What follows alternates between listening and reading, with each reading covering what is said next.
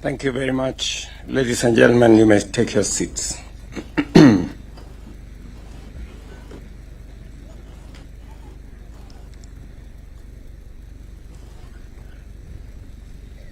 The Most Reverend Zacchaeus Okoth, founder of Uzima University, the Chancellor and faculty, distinguished guests, parents and guardians, our dear esteemed graduates, ladies and gentlemen, it is my singular honor to address this fifth congregation and graduation ceremony of Uzima University, an institution that is steadily distinguished itself as a bold and emerging force in Kenya's higher education landscape, shaping both minds and hands through cutting-edge medical training in the service of humanity. From its approval 15 years ago to its opening in 2012, with 3 pioneering programs, Bachelor of Medicine and Bachelor of Surgery, Nursing, and Microbiology, through the introduction of clinical medicine, the granting of letter of interim authority, and the crowning achievement of a full university charter last year, Uzima University has deliberately carved out its place in medical training and stands ready to leave an indelible mark. Ladies and gentlemen, I am deeply impressed by the ambition of Uzima University. It proves that the greatness of an institution is measured not by its age, not by its size, but by the scale of its ambition, not by what it promises, but what it delivers.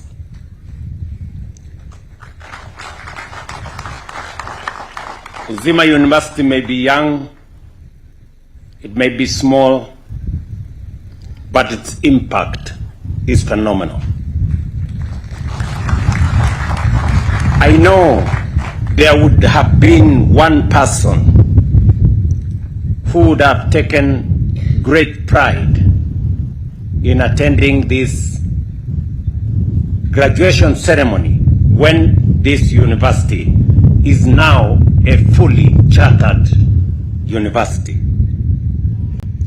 That is my elder brother, the Right Honorable Raila Amolo Odinga. And I say so because when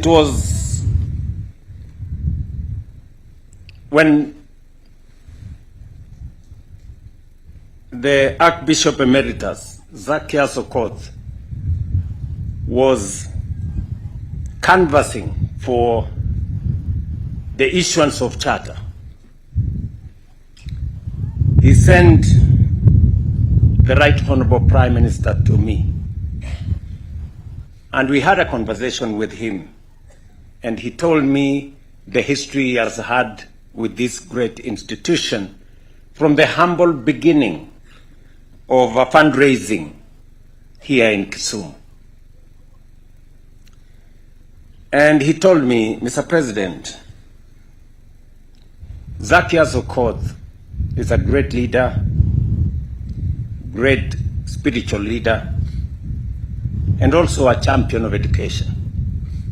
He is advanced in age,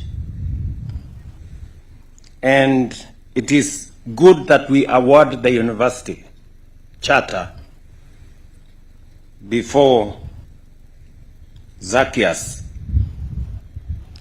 goes on the long journey.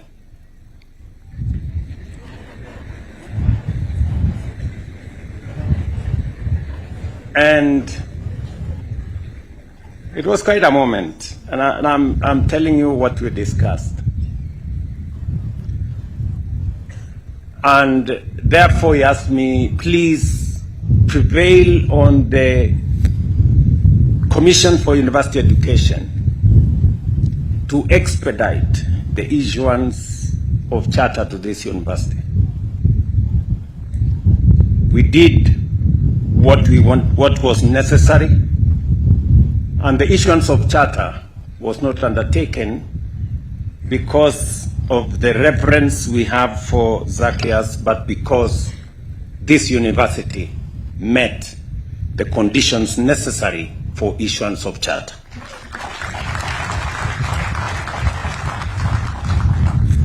And so he was present when the issuance of charter was undertaken. And the late Honorable Prime Minister told me, if anything happens to Zacchaeus, I know he will be happy that finally the university is founded, is now a fully fledged university, chartered under the laws of Kenya. Little did we know that, in fact, it is our elder brother, the Right Honorable Raila Odinga, that would not be here today. But in him, we have his fruit here. What has been accomplished in this university has the fingerprints of the Right Honorable Raila Amolo Odinga. And we are truly grateful to him for the contribution he made to what this university is today. Allow me, ladies and gentlemen, to illustrate. Uzima's global partnerships are fast becoming a launchpad for excellence.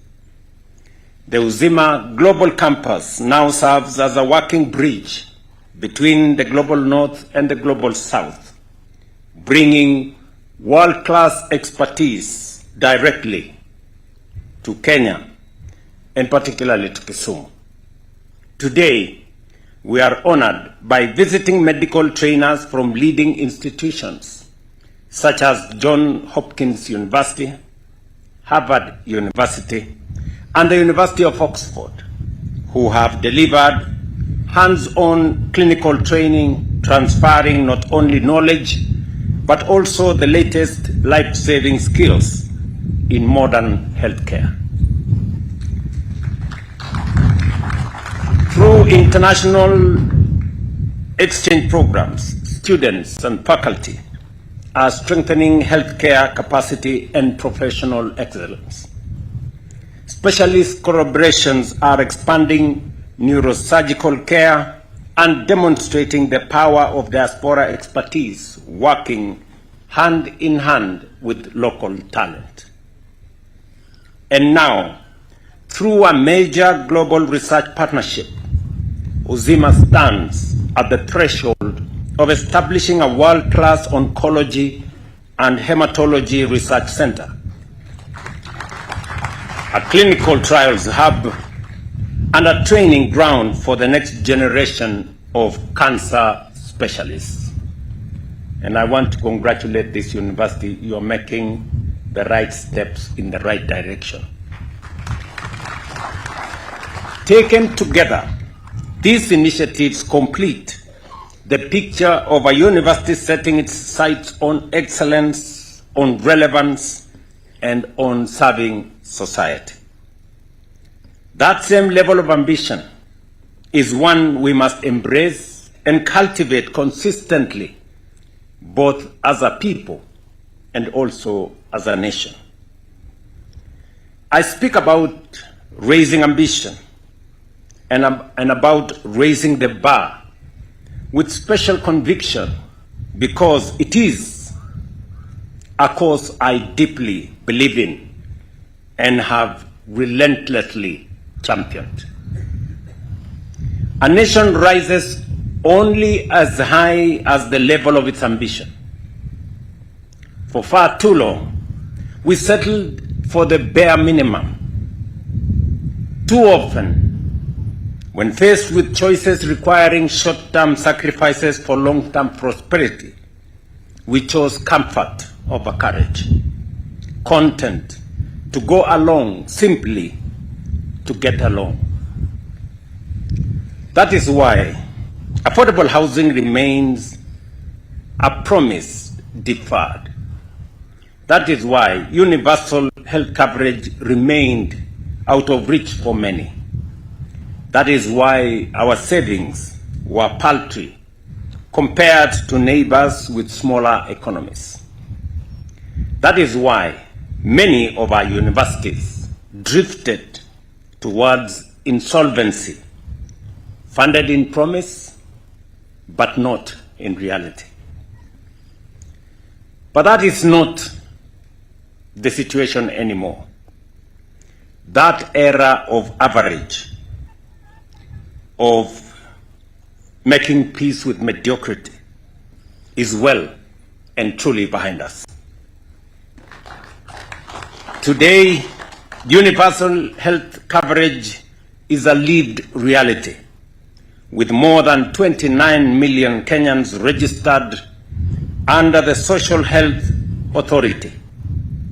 And my PS for Health is right here to confirm the statistics. Across the country, over 240 affordable housing units are at various stages of completion, restoring dignity and creating jobs. In fact, after this function, I will be launching such affordable housing program right here in Kisumu. In 30 months, we have more than doubled what we had saved in 60 years through NSSF. I mean, in the last 2.5 years, we have raised the level of our savings, Social Security savings for that matter, from 312 billion saved in 60 years to now 670 billion by this month. Through the new student funding model, university support is now anchored on merit and need, restoring fairness and sustainability to higher education. These reforms matter because they shape the country you, our graduates, are now stepping forward to serve and to strengthen. Allow me to choose my closing remarks with a personal reflection. Like many of you, I was not born into privilege. I did not come from a famous family. I did not inherit health or advantage. What I received from my parents was far more enduring. Faith in God, belief in myself, and the discipline of hard work. Faith gave me purpose. Self-belief shaped my response to challenges. Hard work opened doors that once seemed firmly shut. Here is the great equalizer of life. Whether born rich or poor, known or unknown, connected or unacknowledged, these three gifts remain available to all for free. Faith, self-belief, hard work. They cannot be bought. They cannot be patented. They are not reserved for the chosen few, even though few choose them. With faith, self-belief, and hard work, your starting point does not define your destination. Your background does not limit your future. Your present circumstances do not dictate your final story. So, graduates, go forth and become practical dreamers, men and women who dream at night and work by day to fulfill those dreams. That is the spirit this university has planted in you. May your purpose be clear, your courage steady, and your effort tireless and rewarding. Congratulations to all of you. My very, very best wishes as you step out to serve this nation, and may God bless you. I thank you.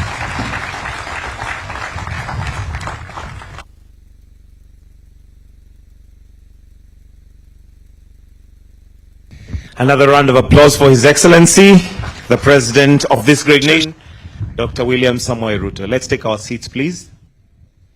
Your Excellency, with your permission, we'll now progress to the oathing ceremony and conferment of respective degrees, diplomas, and certificates. And allow me to invite Mr. Philip Nyaswa, DVC Resource Mobilization, Quality Assurance, Partnership, Research, and Innovation, to guide us on that. Tumkaribishe.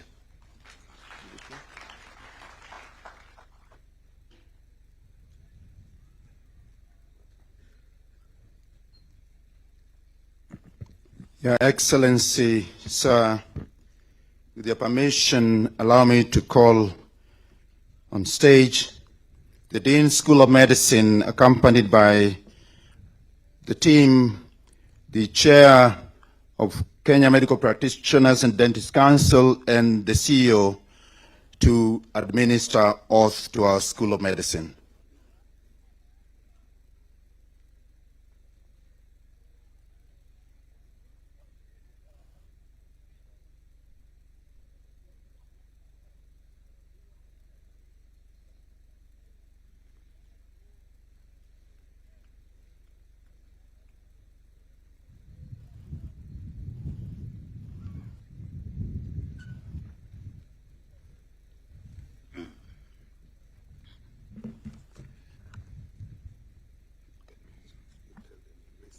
Yes.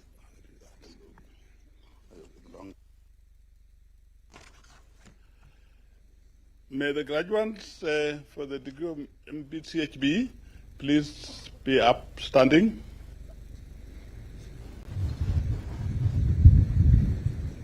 There you are. And raise your right hands. Go to the page that has got the oath. And speak loudly after me to assure His Excellency and Kenyans that you mean business for the health of Kenyans.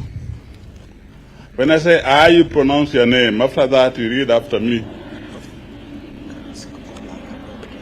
Pardon? Yes. I'm sorry, I'm forgetting. May all other doctors in the congregation behind me or in front who have taken this oath before, please be upstanding. All of them? And raise your right hands to support and welcome our new colleagues. So, I begin and I say I, you say you, I, and we pronounce your name. I solemnly pledge myself to consecrate my life to the service of humanity,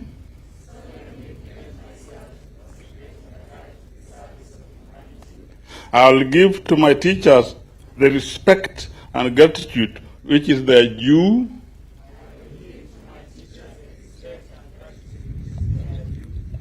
I will practice my profession with conscience and dignity.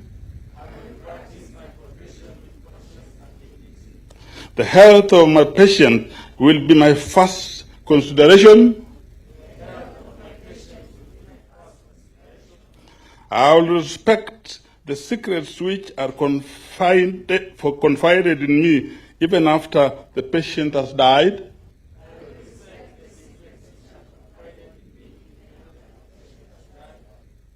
I will maintain by all the means in my power the honor and the noble tradition of the medical profession.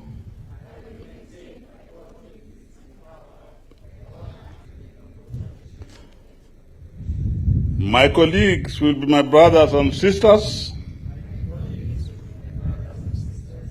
I will not permit consideration of religion, nationality, race, party politics, or social standing to intervene between my duty and the patient. I will maintain the utmost respect for human life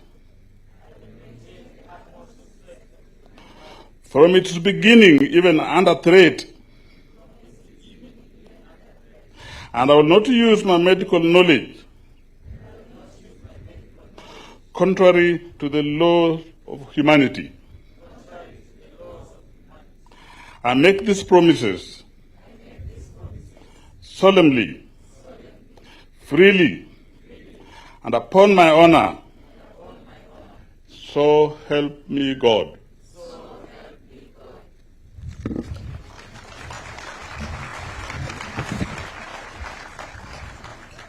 Go back.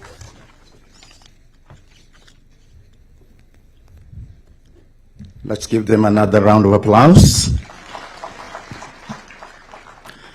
Your Excellency, allow me to invite the Dean School of Clinical Medicine, Professor Andrew Otieno, to accompany the Clinical Officers Council present to administer the oaths of office.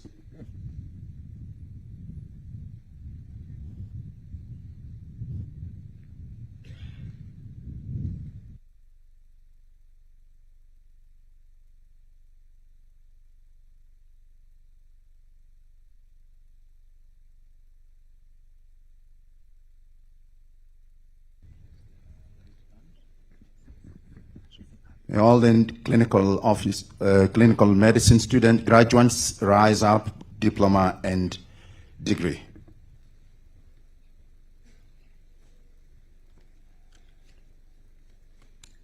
To the graduates, you will raise your hand again, just like the previous team, and you will read this after me. I swear to fulfill to the best of my ability and judgment this covenant. I will respect the hard-won scientific gains of those physicians in whose steps I walk.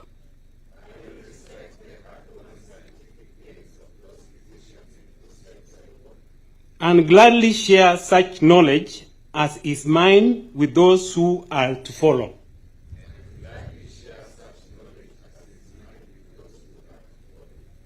I will apply for the benefit of the sick all measures that are required, avoiding overtreatment.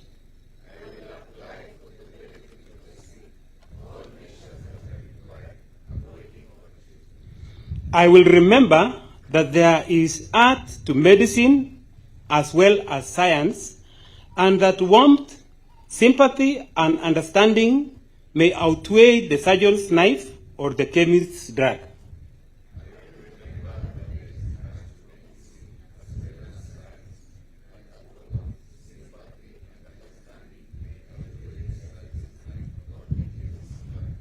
I will not be ashamed to say, I know not, nor will I fail to call in my colleagues when the skills of another are needed for a patient's recovery.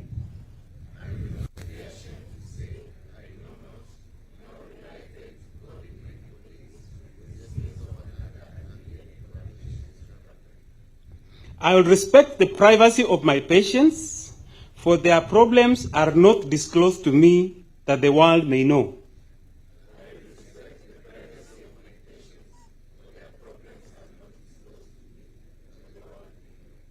Most especially must I tread with care in matters of life and death.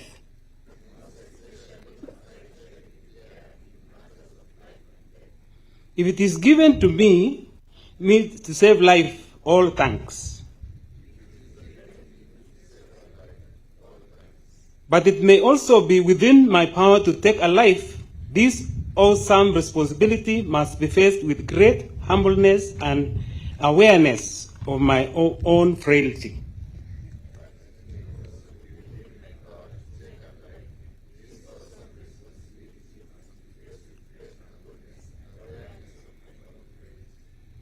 Above all, I must not play at God.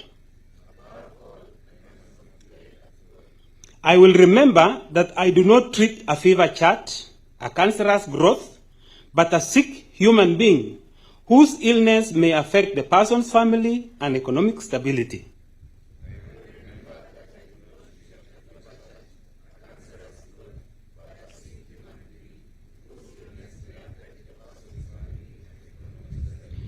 My responsibility includes these related problems if I am to care adequately for the sick.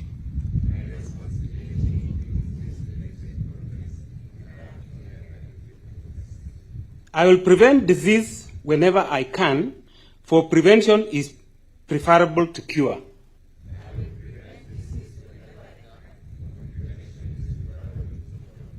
I will remember that I remain a member of society with special obligations to all my fellow human beings, those sound of mind and body, as well as the infirm.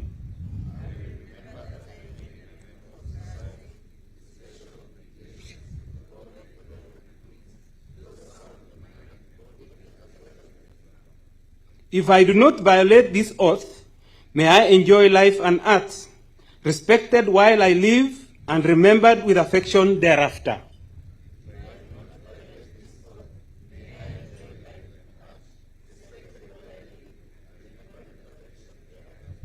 May I always act so as to preserve the finest traditions of my calling, and may I long experience the joy of healing those who seek my help.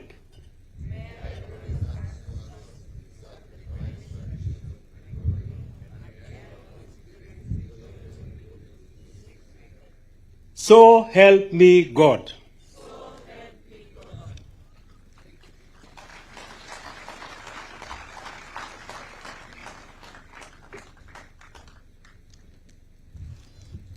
Let's appreciate them once again. Excellencies, allow me to invite the Dean School of Nursing, Professor Juliana Misore, accompanied by the team from the Nursing Council of Kenya, to administer the oath to our nursing graduates.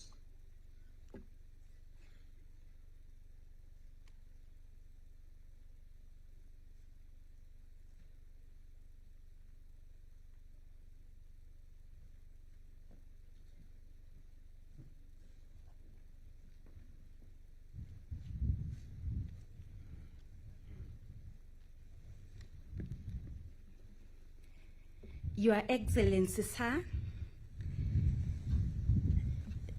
the taking of the oath of the nursing graduates is also accompanied by the candle writing ceremony. This is a long-standing tradition in the nursing profession, whose roots we find back in 1853 during the Crimean War, when Florence Nightingale, the mother of the modern nursing, noted the deplorable state that the soldiers were living in that led to deaths of the wounded soldiers. And from there, she worked towards improving sanitation and bringing science into nursing. And so graduates kindly rise write your cadres so that we can quickly go through the oath. And this oath is developed by the Nursing Council of Kenya in collaboration with the National Nurses Association of Kenya. I have the president of the Nurses Association with me so that together we can administer the oath. And so you're going to say after me,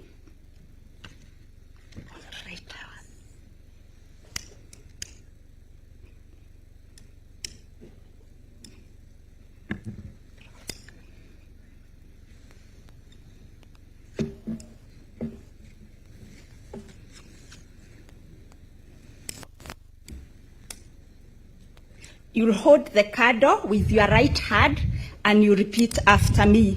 When I say I, you are going to insert your full name. I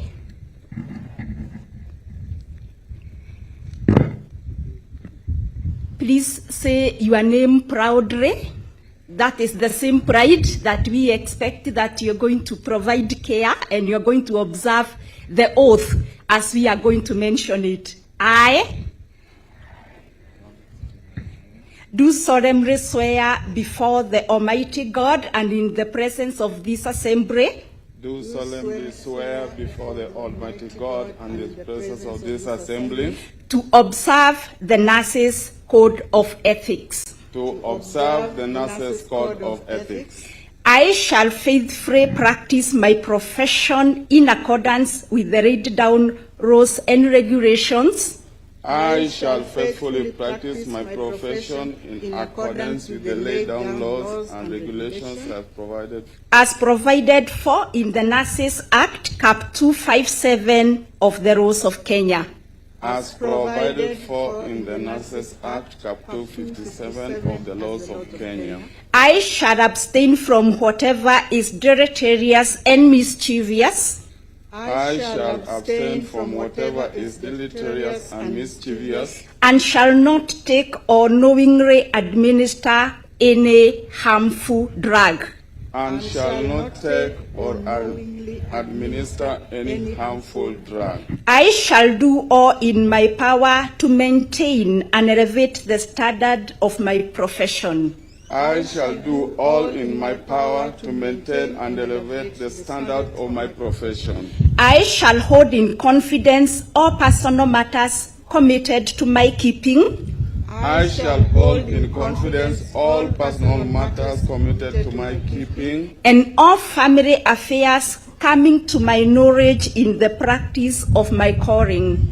And all family affairs coming to my knowledge in the practice of my calling. I shall endeavor to work in collaboration with other team members. I shall endeavor to work in collaboration with other team members in the provision of health care and devote myself to the welfare of those committed to my care.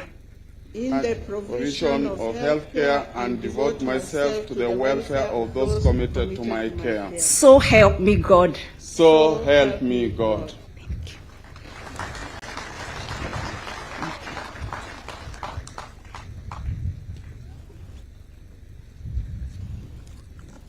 Shall we appreciate the nurses so that as they walk out to our wards, they may light the candle of healing. Your Excellency, at this juncture, with your permission, I would wish to call on stage Reverend Sister Josephine Apio to accompany the Health Records and Information Organization representative to administer the oath of practice to the graduates of Health Record and Information Management.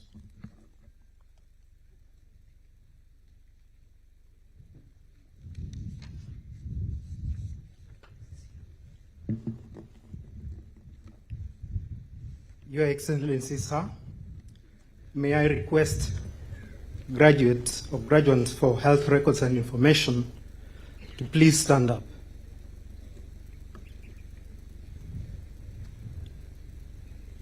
Your Excellency, This is a profession that handles patient-related data. They manipulate this data into information, and any information resident in our mind is knowledge. That knowledge is usually very important in making key decisions in our healthcare setup.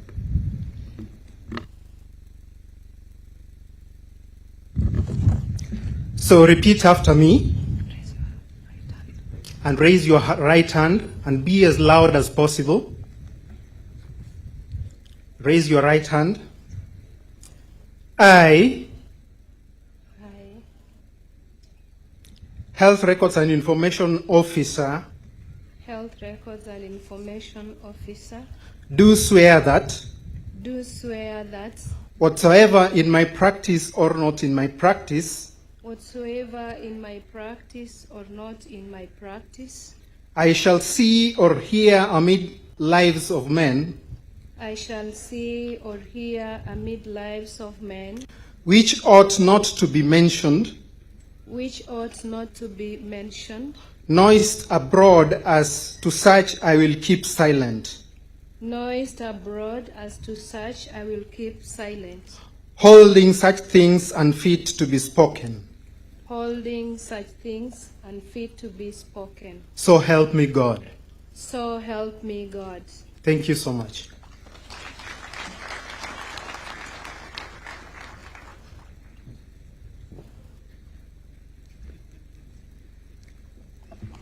Let's appreciate them once again. Health data is a gold mine for the transformation of healthcare in this nation, and their role is very important in the healthcare system.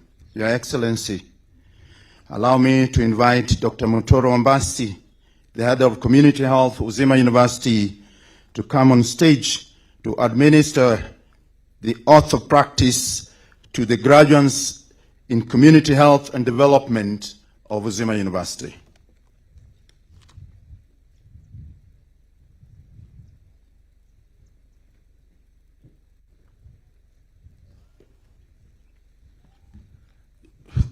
Your Excellency, other protocols observed, allow me to ask the graduates of Community Health and Development to be on their feet and oath them.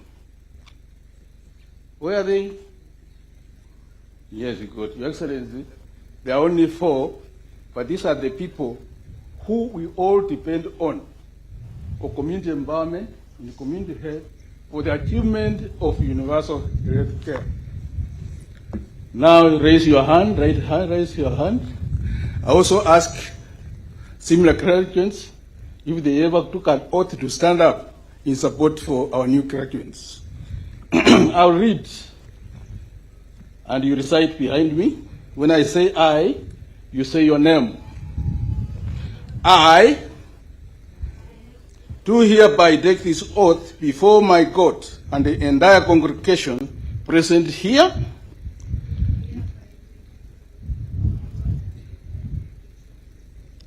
that I shall practice my community health and development knowledge and profession to the community.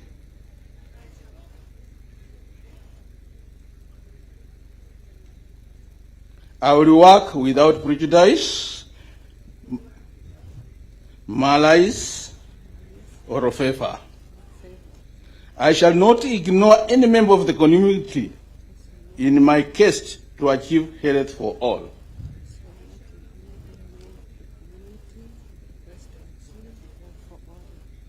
I shall assist the ill and the suffering to achieve health as I work towards disease prevention and control in the communities.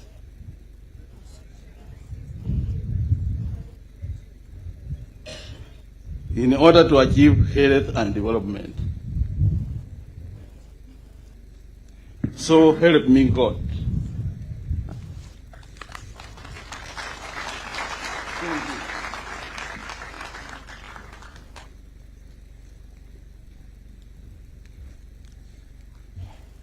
Your Excellency,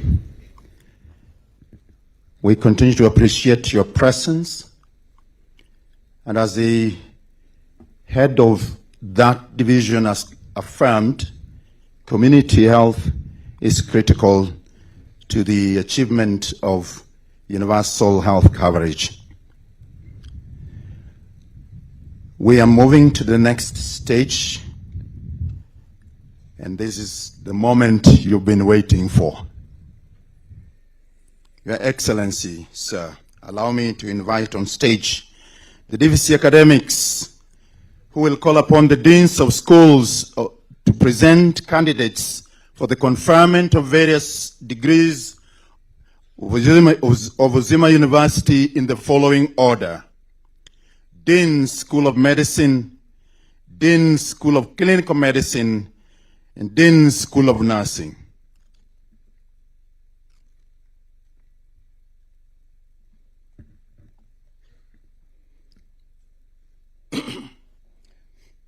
Chancellor, sir, I have the honor and pleasure to invite the Dean School of Medicine to call by name the candidates who have successfully satisfied the requirements for conferment of the degree of Bachelor of Medicine and Bachelor of Surgery of Uzima University. Dean School of Medicine.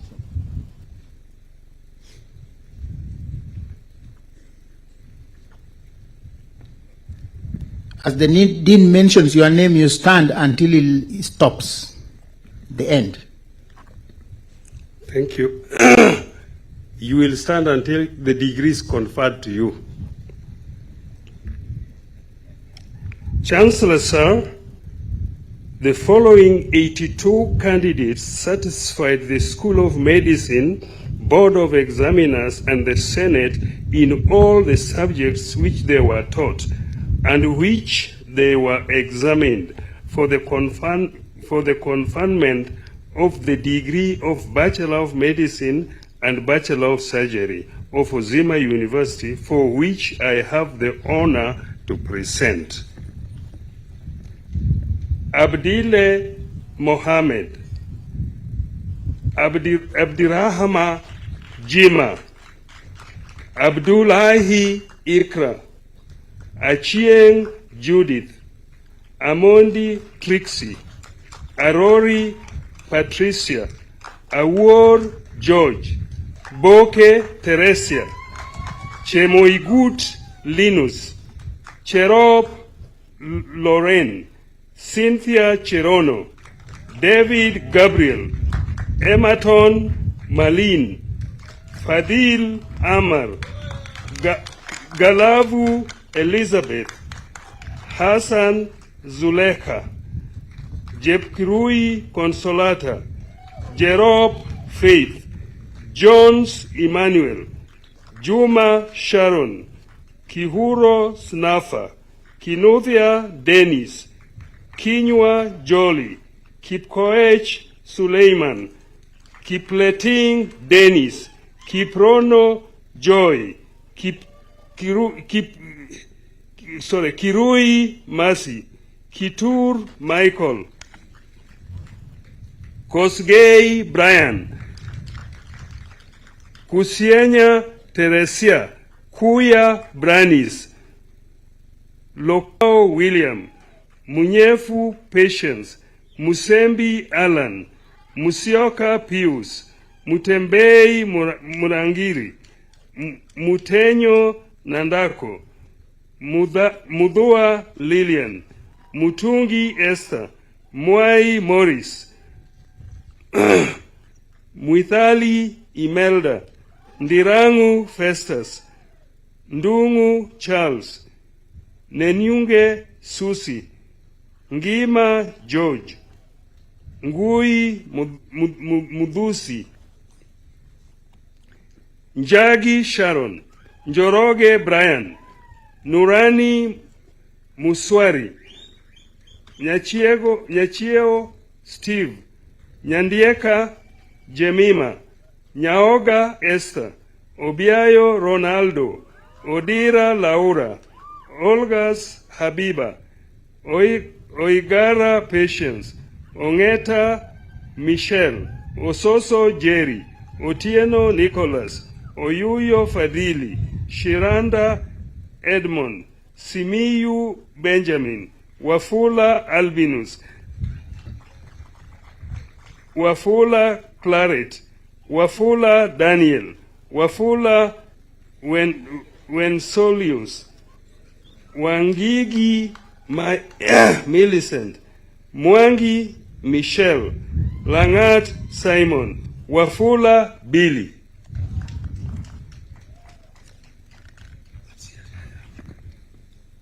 I ask Chancellor Sir to confer upon these graduates bachelor's degree in their respective areas of specialization.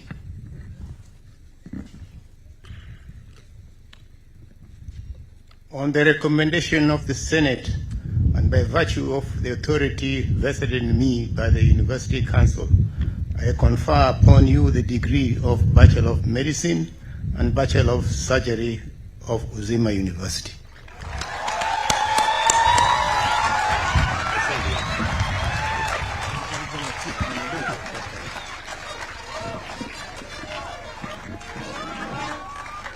Thank you. Congratulations. Chancellor Sir, I have the honor and pleasure to invite the Dean School of Medicine to call by name the candidates who have successfully satisfied the requirements for conferment of the degree of Bachelor of Science in Microbiology of Uzima University. Chancellor Sir, the following 4 candidates satisfied the School of Medicine, Board of Examiners, and the Senate in all the subjects which they were taught and which they were examined for the conferment of the degree of Bachelor of Science in Microbiology of Uzima University, for which I have the honor to present. Bachelor of Science, Microbiology, upper second class honors, upper division, Arodi Paul, Farid Salim, Kanini Daniel. Second class honors, lower division, Otieno Paul. I ask Chancellor graduates, bachelor's degree, and come back.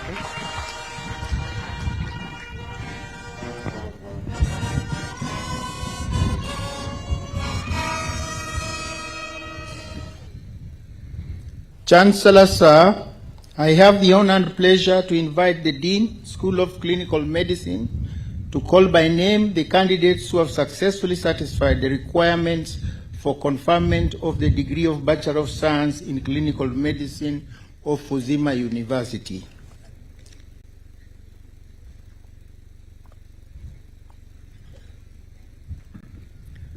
As the Dean reads out the names, you will stand and remain standing until the last name is read.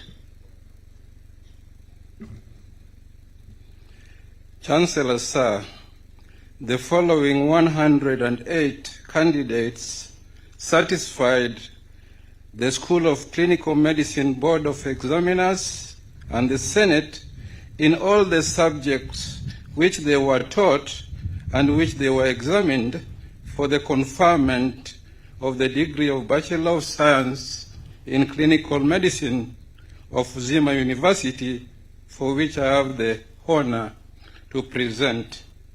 Adhiambo Eve, Alfred Patrick, Amayo Edwin, Ambitsi Granton, Angwenyi Florida, Chebet Shandros, Chepkemoi Eileen, Chepkemoi Veronica, Cheptu Veronica, Cheruyot Alan Koech, Chibungu Paul, Den Sidonia Adior, Ekapolon Evans, Ekiring Harrison, Ekise Nick, Galgalo Abdi, Gendo Gordon, Isa Mariam, Jeb Kogei Faith, Jeb Ngetich Melanie, Jepto Dorcas, Juma Agnes, Juma George, Juma Margaret, Kibiru Grace, Kameti Alexander, Kandatit Titus, Karuri Benson, Kasamani Salome, Kawira Michael, Kazungu Victor, Hagoni Ryan, Kidi Marian, Kio Patrick, Kimutai Japheth, Kiprop Victor, Kiswili Michael, Kogei Melchizedek, Korir Brian, Leshan Matthew, Makan Ian, Makoha Abednego, Mbiti Nathan, Molel Justin, Mora Sheila, More Mo Shafan, Mugo Juliet, Muliga Walter, Muse Justus, Muzungu Zera, Mushoka Joseph, Mushoka Mary, Mutimba Anna, Muturia Enoch, Mwagadi Naima, Mwambia Perpetua, Mwania Dennis, Mwaniki Peter, Nangwe Nivagolda, Ndema John, Ndenga Harrison, Ndiege Patrick, Nganga Victor, Ngare Jared, Ngoga Priska, Nicholas Nicodemus, Njenga Alan, Njue Florence, Ntongai Maxon, Ochuka Willie, Odhiambo Kevin, Odhiambo Peter, Odhiambo Stella, Odhiambo Yvonne, Ogutu Ian, Ojuang Stephen, Okello Sensa, Oliver Neumbe, Ominde Dennis, Omondi Dorothy, Omongole Jacob, Omodeke Leonard, Otieno Frederick, Peresian Cherish, Plimo Ngole Tukei, Rakama Michelle, Rono Hosea, Salasia Adrian, Samini Joseph, Sang Solomon, Sanyenge Felician, Shashia Brenda, Shikuni Valentine, Simi Walter, Sirunda Edwin, Shiomiti John, Tirop Cosmas, Tuabe Faith, Washira Agnes, Wafula Collins, Wafula Michael, Walela Abel, Wamukota Aaron, Wanyama Faith, Washe Ali, Wekesa Daniel, Wekesa Timothy, and Were Wendy. I ask Chancellor Sir to confer upon these graduates bachelor's degree in their respective areas of specialization. On the recommendation of the Senate and by the virtue of the authority vested in me by the University Council, I confer upon you the degree of Bachelor of Science in Clinical Medicine of Uzima.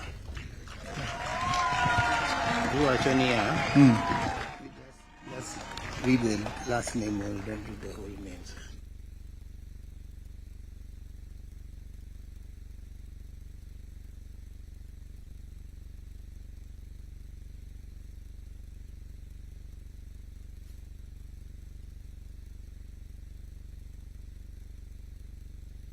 The last name.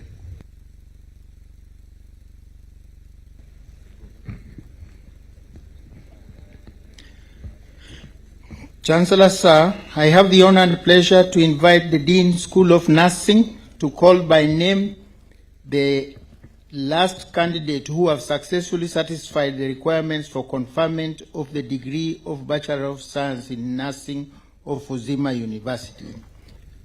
By virtue of the time, we are going to mention the last name, but all the graduates will stand. Okay? School of Nursing. That's what the order we have got.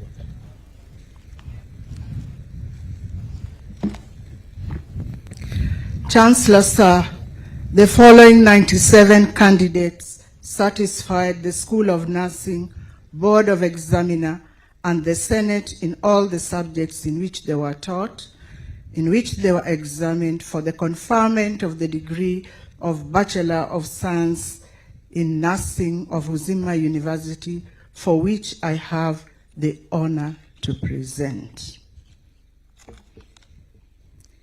Yona Fadhili. All of you stand up. All the graduates stand for nursing. So in view of time, we are only calling the last name.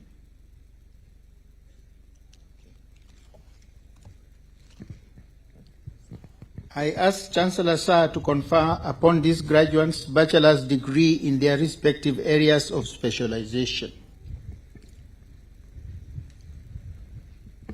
Chancellor Sir.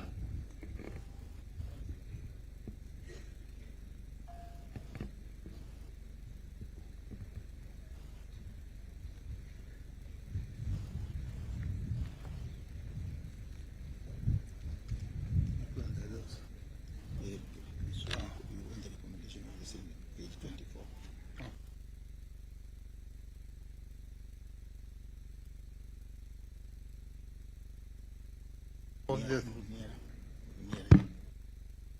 recommendation of the Senate and by the virtue of the authority vested in me by the University Council,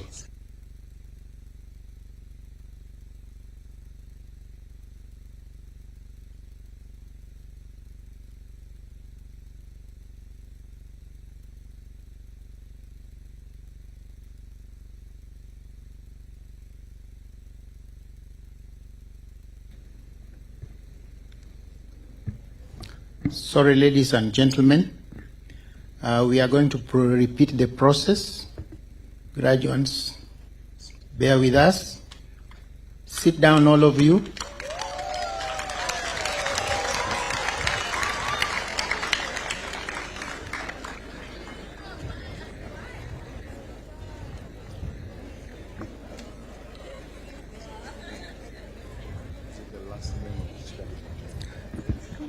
Chancellor Sir, I have the honor and pleasure to invite the Dean School of Nursing to call the first name of the candidates who have successfully satisfied the requirements for conferment of the degree of Bachelor of Science in Nursing of Uzima University.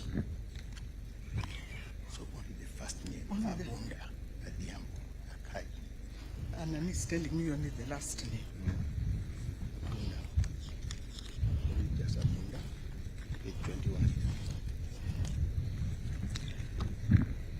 Chancellor Sir, the following 97 candidates satisfied the School of Nursing Board of Examiner and the Senate in all the subjects in which they were taught and which they were examined for the conferment of the degree of Bachelor of Science in Nursing of Uzima University, for which I have the honor to present. Adhiambo, Ochieng, Kiptolil, Onyango, Shakina, Achieng, Chemtai, Chelimo, Chepkemoi, Kipruto, Cherotich, Sheila, Kibet, Joylin, Chepkirui, Chepkorir, Cherono, Domitila, Omingo, Imo, Cheruto, Kehia, Kamau, Karanja, Katokoi, Kibet, Kimani, Kipchirchir, Kipkemoi, Kipkirui, Kipkoech, Kiplangat, Kipngeno, Kiprotich, Kipto, Kiptochebet, Koech, Kombo, Kuno, Langat, Langat Kipleting, Langat Kipto, Lijode, Loras, Luvakia, Magoi, Makoha, Matengo, Mbevu Matthew, Muhatia, Mwolongo, Mumbo, Musomi, Mwangi, Nosir,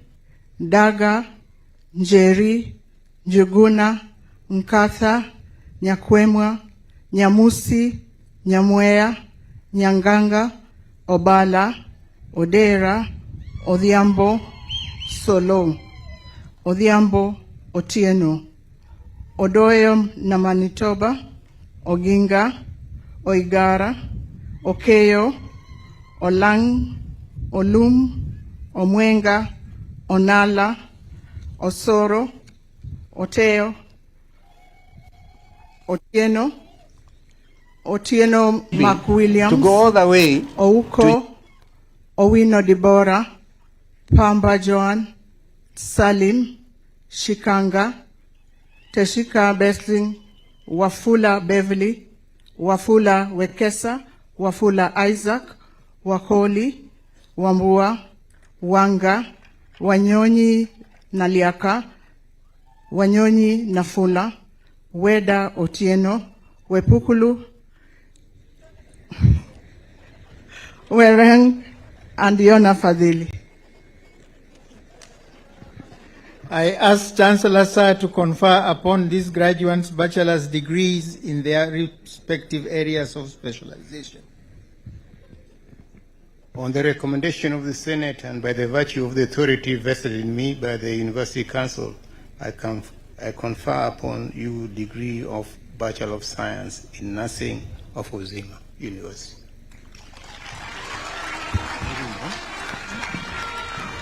So, yeah, I'll call it.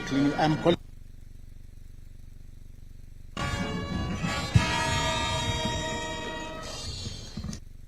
Award of diplomas and certificates.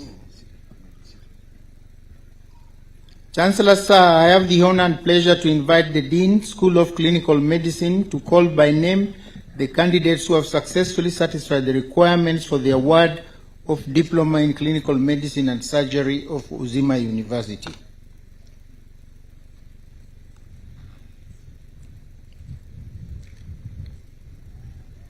You stand as your name is called.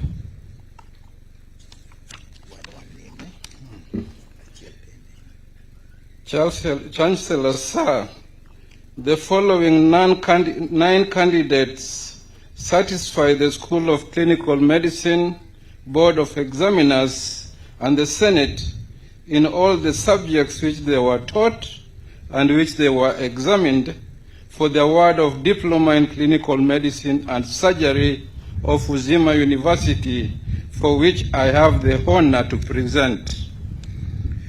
Areba, Eglin, Kavere, Mbede, Nabali, Nafula, Otieno, Swea, Wambasi.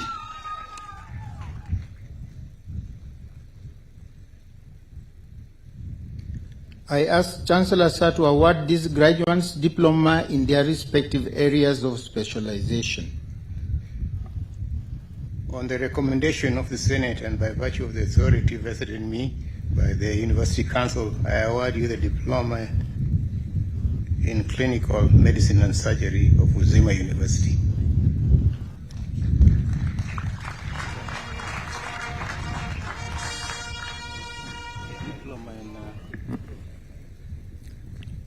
Chancellor Sir, I have the honor and pleasure to invite the Dean, School of Clinical Medicine, to call by name the candidates who have successfully satisfied the requirements for the award of Diploma in Community Health and Development of Uzima University.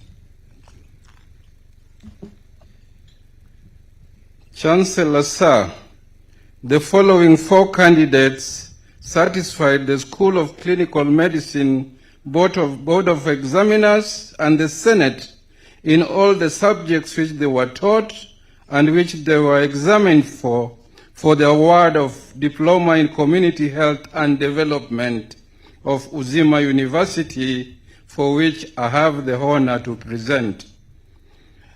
Huldin, Mungare, Simiyu, Yugi. I ask Chancellor, sir, to award these graduates diploma in their respective areas of specialization. On the recommendation of the Senate and by the virtue of the authority vested in me by the University Council, I award you the diploma in Community Health and Development of Uzima University.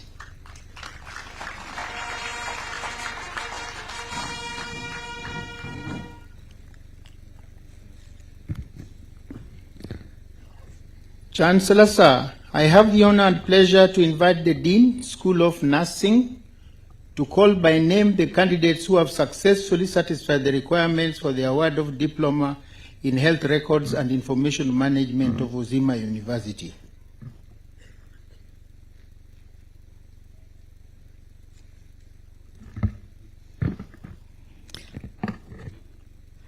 Chancellor, sir, the following 14 candidates satisfied the School of Nursing, Board of Examiners, and the Senate in all the subjects which they were taught and which they were examined for the award of Diploma in Health Records and Information Management of Uzima University, for which I have the honor to present.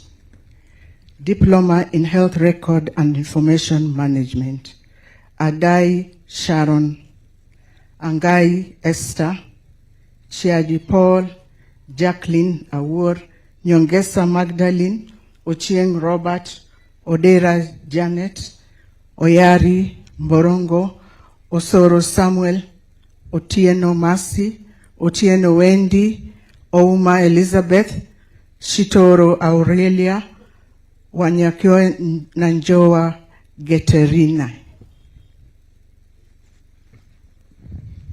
I ask Chancellor, sir, to award these graduates diploma in their respective areas of specialization. On the recommendation of the Senate and by the virtue of the authority vested in me by the University Council, I award you the diploma in Health Records and Information Management of Uzima University.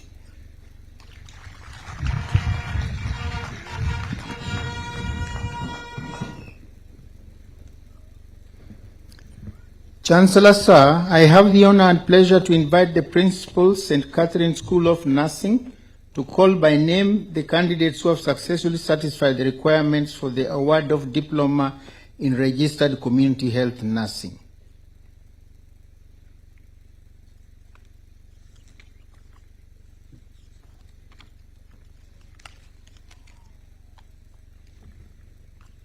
Chancellor, sir, the following 27 candidates satisfied the School of Nursing, Board of Examiners, and the Senate in all the subjects which they were taught and which they were examined for the award of Diploma in Registered Community Health Nursing of St. Catherine School of Nursing, for which I have the honor to present.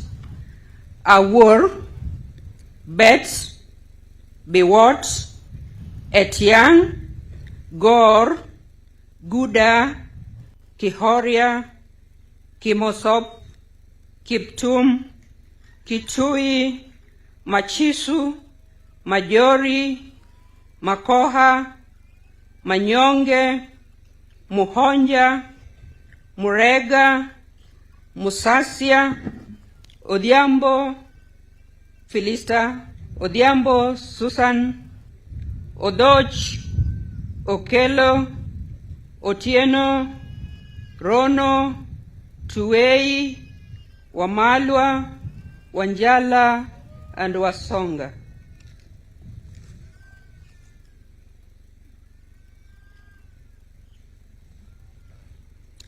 I ask Chancellor, sir, to award these graduates diploma in their respective areas of specialization.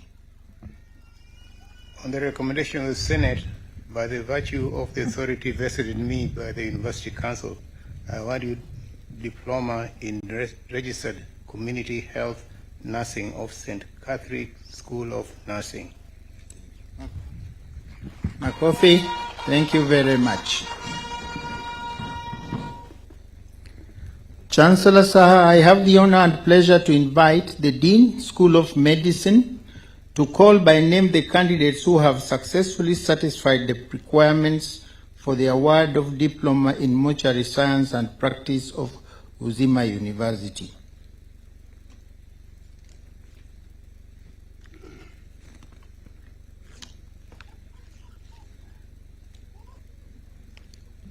Chancellor, sir, the following 11 candidates satisfied the School of Medicine Board of Examiners and the Senate in all the subjects which they were taught and which they were examined for the award of Diploma of Mortuary Science